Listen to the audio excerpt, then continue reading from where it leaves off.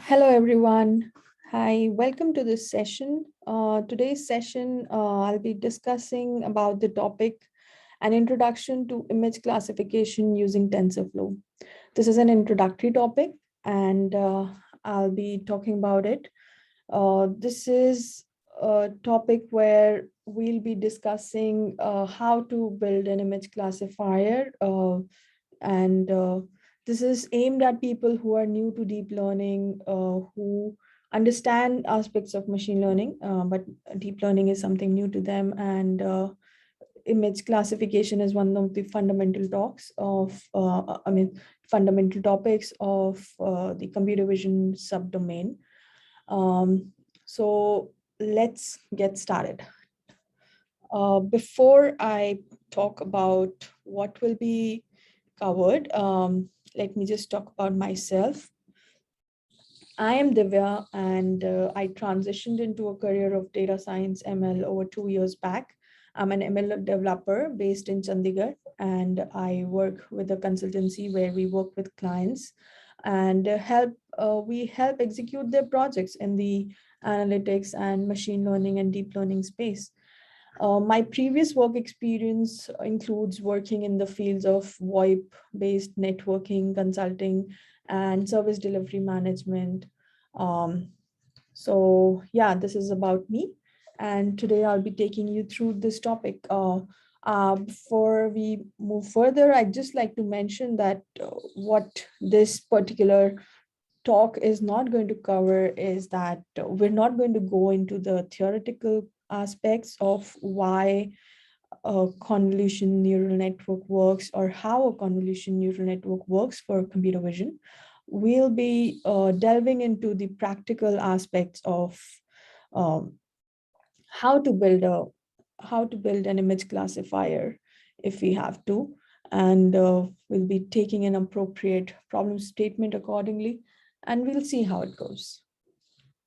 So this is the agenda for today. We'll touch a brief upon what is image classification.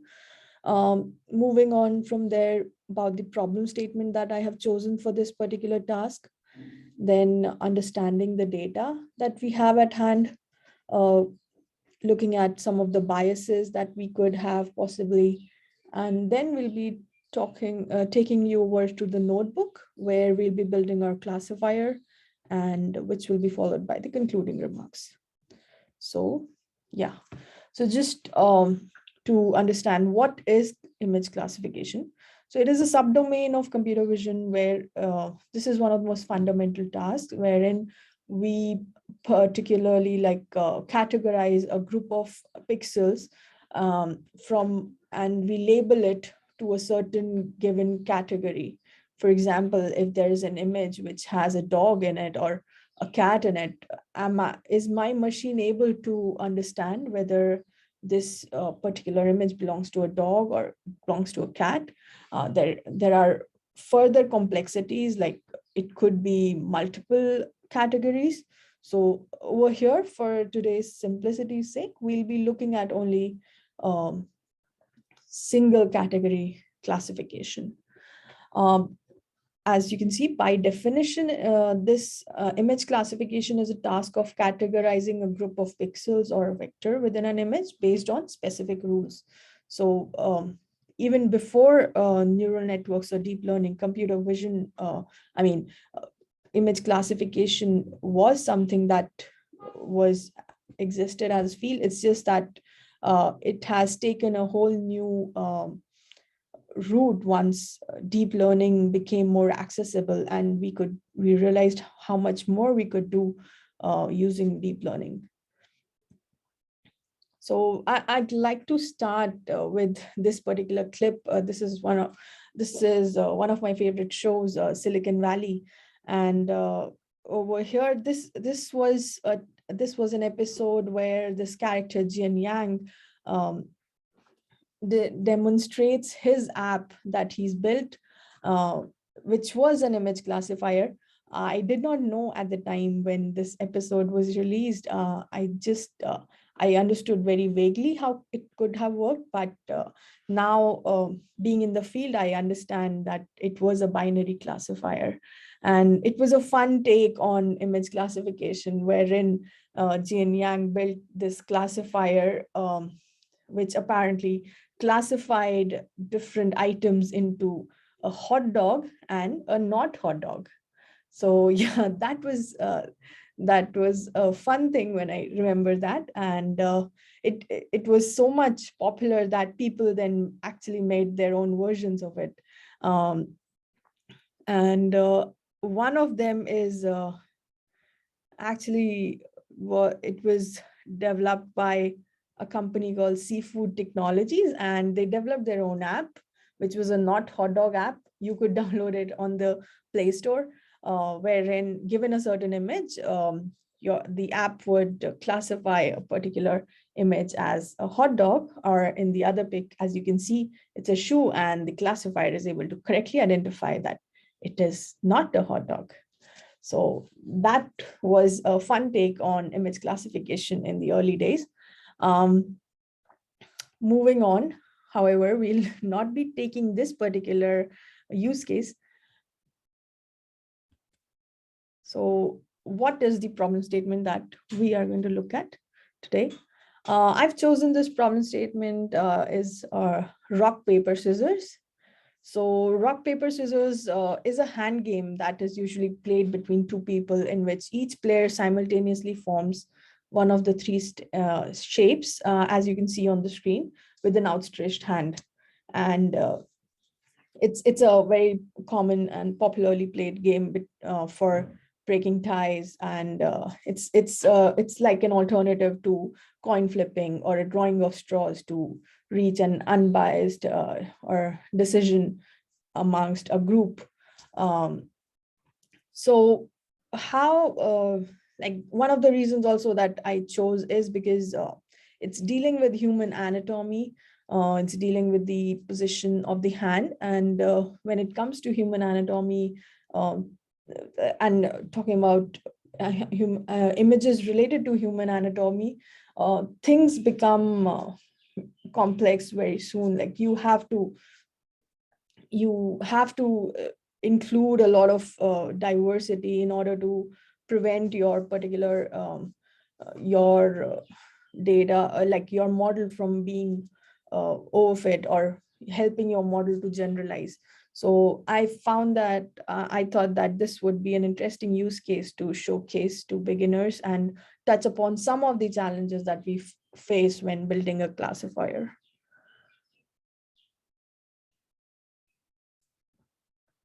So today, as we spoke, we shall build this image classifier to recognize one of these hand gestures. So every image will have only one of those hand gestures.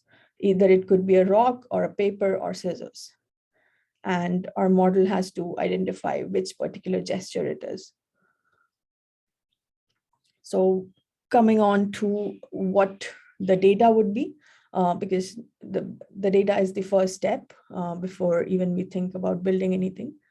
When it came to rock, paper, scissors, there were these two prominent sources that I found. There could be more. These two are the ones that I've listed. There was this one Kaggle dataset, which is hosted on Kaggle by the user DRG Freeman, and he has built it as a project of his own, wherein he's listed over 2,100 images of different gestures classified into neatly classified into the different categories. And there's Lawrence Maroney's data sets, ML data sets. This particular data set, the special thing about this is these are CGI generated images. So on the right, what you can see is a screenshot of some of those images that he's covered. The idea behind it is that we have to include a lot of diversity when it comes to real world data sets, and especially related to humans. And we need to account for gender diversity or the racial diversity or the age diversity. And CGI could be one of a very useful tool over there. And Lawrence is an educator, and he's an AI advocate. He's an AI lead at Google, and he has also built some other data sets that can be played around. He also recently released a yoga pose classification data set. Probably that is something that the users could go on and explore after this talk. So yeah, we'll be using Lawrence's our rock paper scissors data set for the session today.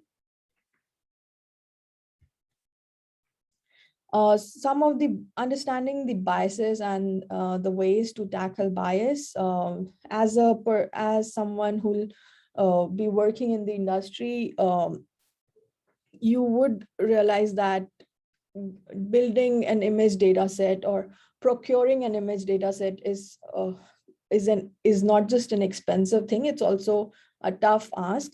So it's a very innovative way that we can sidestep some of the things, some of the ways to build or increase a data set by using computer generated imagery, because that would really help. In some scenarios, it may not be possible that you capture all sorts of uh, racial diversity, or it may be difficult to do so. So being cognizant of the fact and always trying to include more and maybe make use of these innovative methods, and until you can, if you can get your hands on real world data, that would be the best thing. But this could also, these options could also be explored um, in order to balance out the classes. Maybe you have a particular class's data, but or a particular category's data, but it may not be sufficient.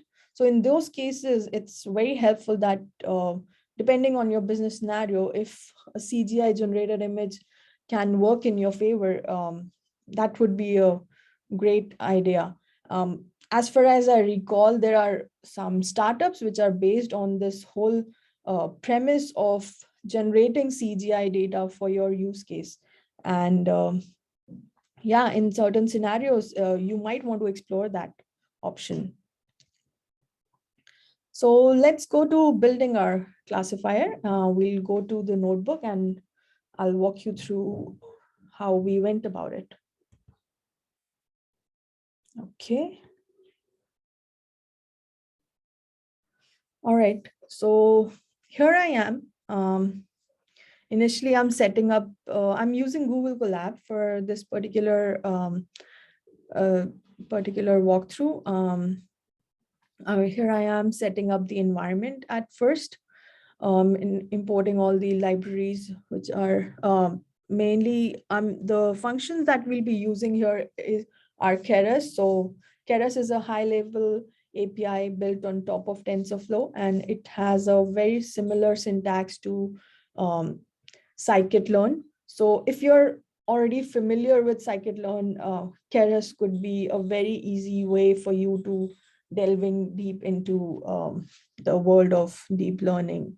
And yeah, so I have imported these libraries. These are different, these are the different functions that I'll be using. So I have set that up. I've run this notebook before, so that I'll be able to walk you through. Over here, what I'm doing is I'm setting up the paths to the data set. So I had downloaded this data set prior, and this particular data set I downloaded it from Lawrence Maroney's website. And yeah, so it's been neatly organized in different sections, like it has been labeled accordingly with rock, paper, and scissors. So I'll just show you what or how these images look like. So this is how you can see these are the different images of the gesture paper. And how you'll notice that the finger placements in different positions is very different. When it comes to human anatomy, like you could have so many variations that it's necessary to capture a lot of them, at least at the most, many of them, so that your model is able to generalize well. So if you can see how the angle of the fingers are also different in different scenarios. And these hands look pretty much like they don't seem like to quite an extent, they don't look computer generated. And over here, you'll see how the spread of the fingers is wide and it's still representing the same category. And I'll just show you, these are the different skin colors that they have also managed to capture. And over here, they've also taken into account darker skin colors so that, my model is able to generalize well on those skin types. Then I'll also show you, just a moment. This is what a rock looks like, a rock gesture looks like. If you'll see the placement of fingers again, and the angle of tilt of the hand is also very different to capture purely on rule-based scenarios. And then lastly, we have the third category, which is the scissors. So scissors is something like this. So the fact that this data set captures all this diversity is why I thought that it would be a good idea to use this. And I chose to work with this. I'll also show you rock, paper, scissors I found on Kaggle. So this is the Kaggle data set. You can check it out. And these are hands of real people, and they've accounted for the age diversity and some different skin shades. So this is what the Kaggle would look like. You can also play around with this particular data set. Over here, as you can see, you can this has been captured in front of a green screen or the green background. Yeah, so let's go ahead and get back to our notebook. So now that we've understood what our data looks like, let's get back. And before we go on to training our model, building a batch generator is one of the pertinent tasks of image classification, or anything when you're dealing with data which is of a larger size. So the need for a data generator arises because we need to avoid loading all the data at once in memory. As the images become larger in size, or if you're processing videos, they're much larger in size, managing memory becomes imperative to the model training workflow. And you need to think about how you'll handle that.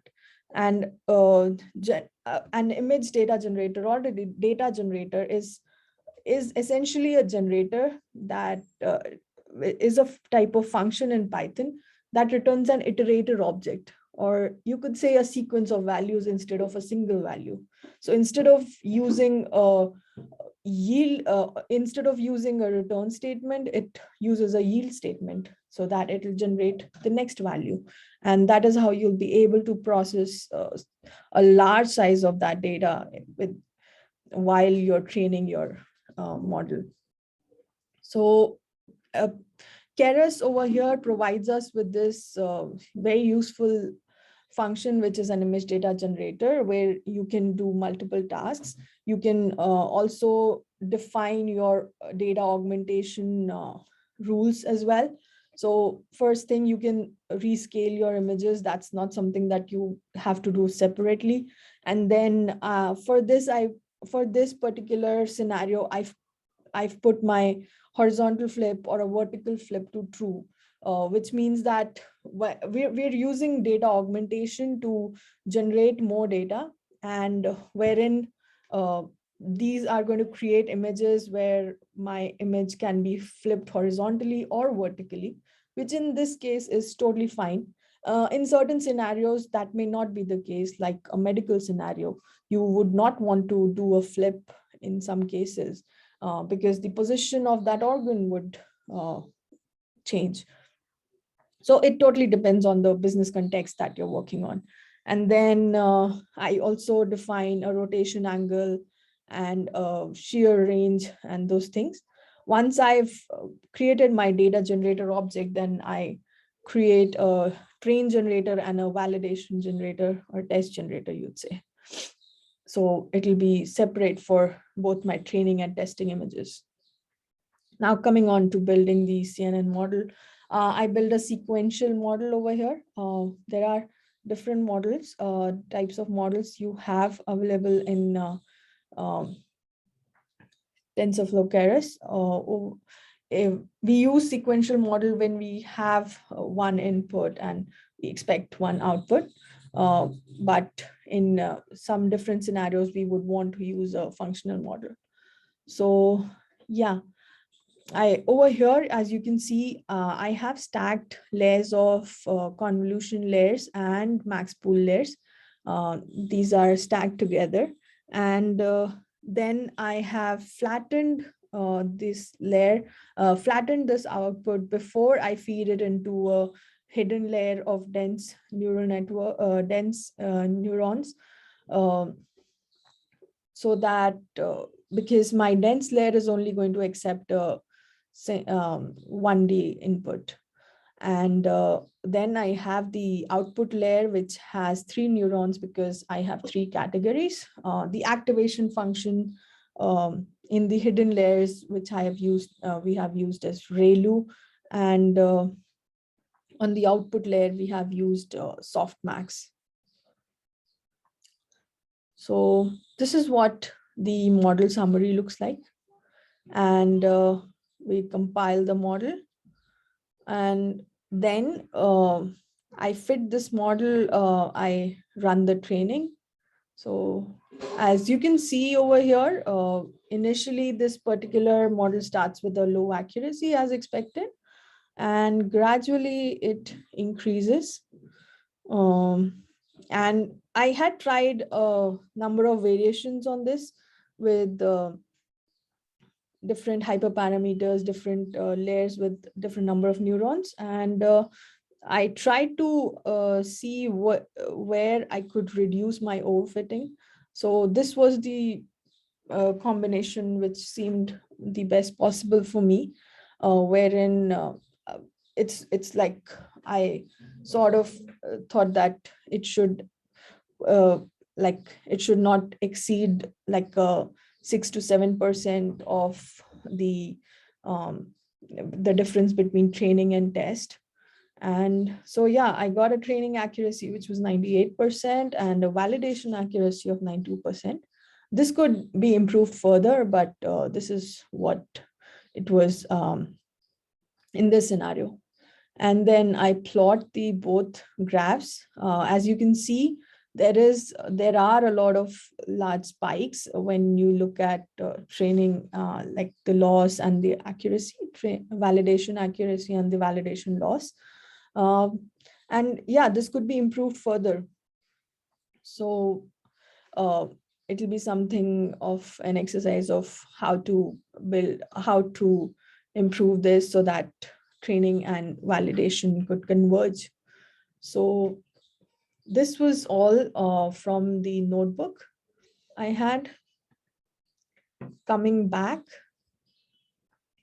on the concluding remarks, I just thought that I hope this was something useful for you, for those people who are new to image classification, and hopefully you could get some takeaways that you could play around with, and do send in your feedback or comments if you liked something or you would want to see a different version. I'll try to improve that in the successive talks. That was all from my side, and thank you so much. Thank you so much for listening. You can reach me out on Twitter at Feast on Data, and you can reach me out on LinkedIn at Divya Mishra Dikshit. Thanks for your time.